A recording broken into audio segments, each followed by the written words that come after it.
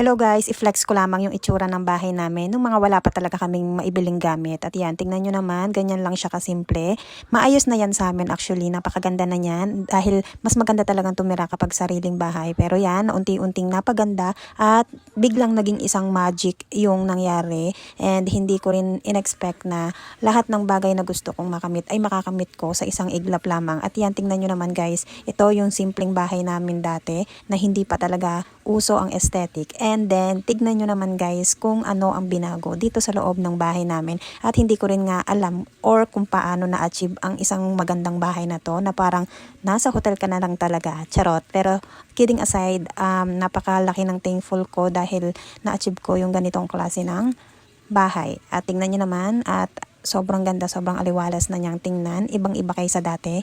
Hindi pa man din kami mayaman pero at least malayong malayo na talaga kami sa dating buhay namin at yan ay pinagpapasalamat ko sa Lord. At yan na, continuous pa rin ang blessings. Kahit maliit ang bahay, blessings pa rin yan sa amin dahil meron kaming natitirahan. Sabi ko nga, wala kaming sapat na yaman, wala akong trabaho na malaki ang sweldo para makamit ang isang ganyang kagandang bahay. Pero dahil sa sipag at tiyaga, yes, nag-affiliate lamang po ako and doon ko lahat kinukuha yung mga pambili ko ng mga gamit at minsan free sample lamang na nakukuha ko para gumanda ang isang bahay na kagaya nito. At kung kagaya nyo nga ako na isang nanay na nasa bahay lamang dahil hindi makapagtrabaho dahil may mga anak na dapat asikasuhin sa araw-araw at naghahanap kayo ng magandang pagkakakitaan, ay nako, hindi pa huli ang lahat. Pwede ka pang mag-affiliate dahil may pera talaga kay TikTok. Sipag at tiyaga lang talaga ang susi para ma-achieve natin yung mga goal natin sa buhay at kung ano man yung mga gustuhin natin sa buhay ay makukuha natin galing sa ating mga sariling pinagsikapan. Baka kami magsabi dyan na nag-post lang ako ng ganito para magyabang. Hindi po. Hindi ko to ipinost para ipagyabang sa inyo, ipahili, hindi yan. Dahil